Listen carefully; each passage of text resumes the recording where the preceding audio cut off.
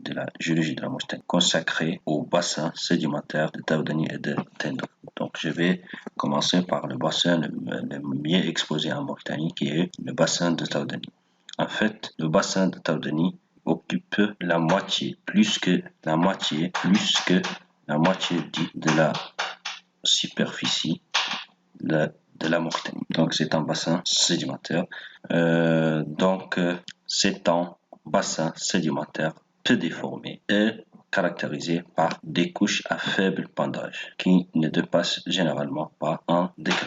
Le degré de pendage dépasse rarement 1 degré. Caractérisé par une architecture simple au niveau du centre, caractérisé par une architecture simple par rapport à ses bordures mobiles. Je veux dire bordure mobile, la chaîne hercynienne de Mauritanie et la chaîne de l'Afrique centrale. N'oubliez pas les deux limites du craton ouest-africain. La limite occidentale qui est la chaîne de Mauritanie et la limite orientale qui est celle de l'Afrique centrale. Dans le contexte ouest-africain, le bassin de Taoudani représente le remplissage du craton ouest-africain, du WAC.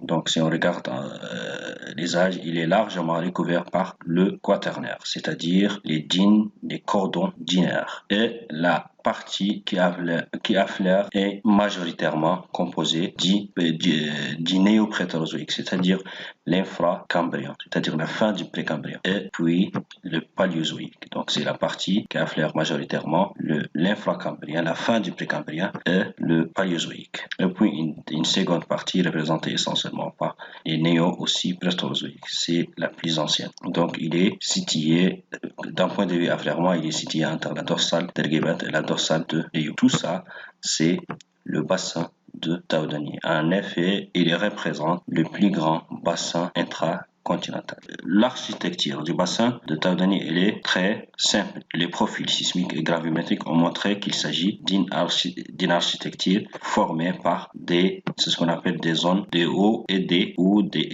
les seuils ou sommets et dépression. Donc, sur cette carte, on peut voir dans la partie mauritanienne.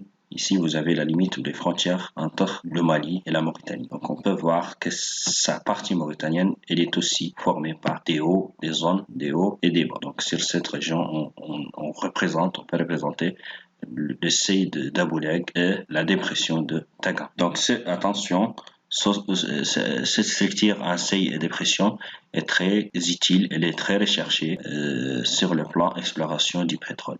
Parce que les seuils sont des excellents pièges pour les fluides. Supposons par exemple vous avez la migration d'un fluide qui est le pétrole ou le gaz ou l'eau. Donc ce fluide sera coincé quand il y a un sommet ici ou une dépression. Donc il sera accumulé dans les dépressions et coincé par les sommets. La pile lithostratigraphique de Taoudani montre la succession des couches sédimentaires du néo-prétérozoïque jusqu'à le paléozoïque, c'est-à-dire de l'infracambrien jusqu'à le carbonifère et le sidérien. C'est ce qu'on va voir tout à l'heure. Donc ici, une épaisseur de 6000 mètres. Donc l'épaisseur moyenne de Taoudani est de l'ordre de 6000 mètres. Elle peut être supérieure à ça dans les dépressions et minimum à ça dans les seuils. Donc, tout simplement, on peut utiliser des références pour définir la pile lithostratigraphique. Ces deux références sont les tilites, représentées ici par les triangles noirs. Donc, vous avez ici une formation glaciaire qui est la tilite et une autre représentée ici. Donc là, celle-là, on l'appelle la tilite inférieure, la tilite d'Ejbeliat. C'est celle que vous avez visitée pendant votre sortie ou école de terrain. Alors qu'ici, celle-là, on l'appelle la tilite supérieure. Donc, entre ces deux niveaux, sont très, très utiles ces deux niveaux de tilite. Donc, pourquoi? Parce qu'on définit trois groupes. Donc, un groupe inférieur, un groupe supérieur et un groupe entre les deux tilites. Donc, ce qui sont les premiers, c'est les groupes super hauts, c'est-à-dire c'est lui plus ancien que la tilite d'Ejbeliat. Le deuxième, c'est le groupe situé entre les deux tilites qu'on appelle le groupe de l'Adrar. Et le groupe supérieur, c'est le groupe de Drar. Les âges sont, donc ici, je reviens sur les deux niveaux de tilite. Je reviens sur les deux niveaux de tilite. Vous avez ici la tilite inférieure de Jbéliyat et vous avez ici la tilite supérieure. Donc entre les deux, on peut définir les trois groupes ou méga séquences. Donc méga séquence ici, 1 plus ancienne que tilite de Jbéliyat, méga séquence 3 plus récente que la tilite supérieure. Et entre les deux, vous avez la méga séquence 2. Donc on peut définir les méga séquences sont les supergroupes. Donc les âges, attention, les âges sont récentes. Par rapport à quoi? Par rapport au socle. Le socle, c'est quoi? C'est la partie archéenne et paléoprotérozoïque dit de la dorsale grévette. Donc attention, dorsale, ça veut dire les âges ici sont plus anciennes que 1,6 et les âges ici, regardez ici, la plus ancienne donne un âge de 1 milliard. Donc ce qui veut dire qu'entre les deux pots des bassins sédimentaires, il y avait une période de repos où il n'y avait pas de sédimentation, seulement une période d'érosion. Donc entre 1,9 et 0,9 milliard, donc ça veut dire 1 milliard, une période d'1 milliard d'années d'érosion, une intense période d'érosion, ce qui peut expliquer la puissance du bassin de Tordani. Donc les âges sont les plus anciennes sont de l'ordre de 9,8, 775 au sommet du groupe tatar, 795 pour le groupe de Taniagouri. Il faut, pour cette partie, donc on utilise, donc vous avez les trois groupes. Il faut savoir qu'on utilise ces lettres I1, I2 jusqu'à I18 et vous avez la deuxième lettre qui est CO pour les méga groupes ou les super groupes. Donc cette lettre-là, T, c'est l'infracambrien. Cela veut dire qu'on peut définir 18 couches dans l'infracambrien. L'infracambrien, c'est-à-dire des âges de l'ordre de 0,9 à 0,7 milliards d'années. Donc on peut définir 18 couches dans l'infracambrien, I1, I2, I3. Et pour les CO, c'est les cambro-R ordoviciens. Et on peut noter jusqu'à 13. On va aller voir après. Donc sur la route, donc voilà le programme donc voilà l'itinéraire de votre sortie. Si on a commencé par la discordance, c'est là où on a monté.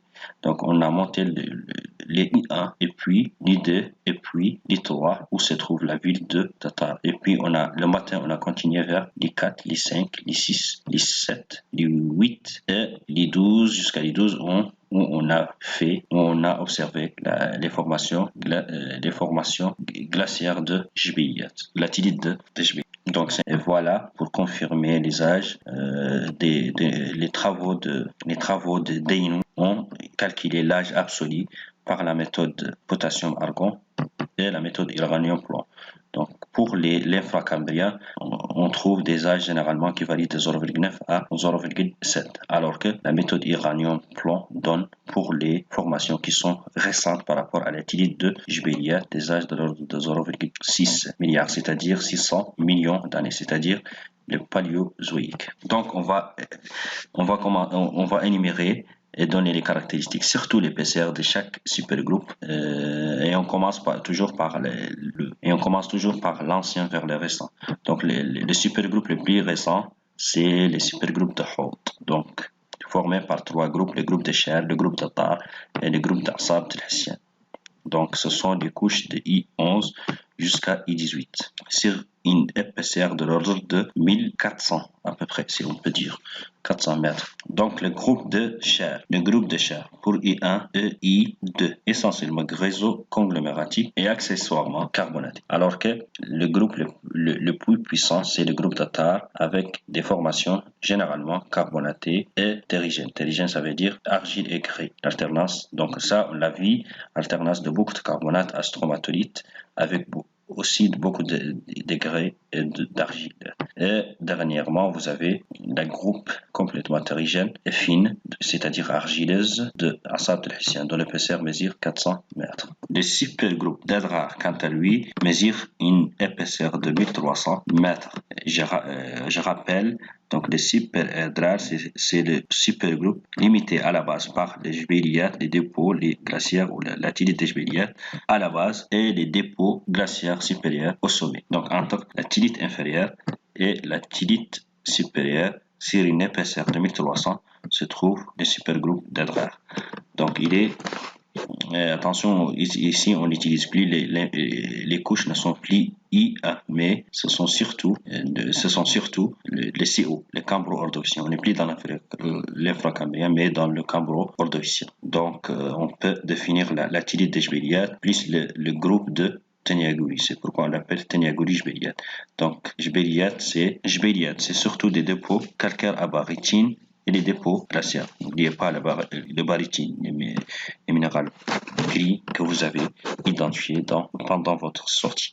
Les groupes de Noatil, quant à lui, il est essentiellement gréso-argileux avec des carbonates qui sont moins abondants. Le groupe d'Augefte, par contre, il est dominé par une formation inférieure gréseuse et une formation supérieure plus fine et plus argileuse. Et les derniers supergroupes mesure une puissance de 300 mètres, donc formés par des groupes, surtout de tichite et de wadchite. Je vous rappelle qu'à la base de ces groupes de tichite, on trouve la thylite supérieure et au sommet, c'est les formations qui sont d'âge silérien. Pour finir, donc c'est le bassin de Tendou. Donc j'attire votre attention que ce bassin apparaît très peu à Mauritanie. Ici dans ce petit coin de la carte et ici dans l'autre petit coin. Donc ce sont les terminaisons de ce bassin qui affleure à Mauritanie. Donc c'est un bassin infracambrien et paléoprotérozoïque, de même type que le bassin de Taoudani, avec très peu de différence. Donc la première différence réside dans le fait que les couches sont fortement inclinées par rapport à celle de Taoudani. Donc vous avez aussi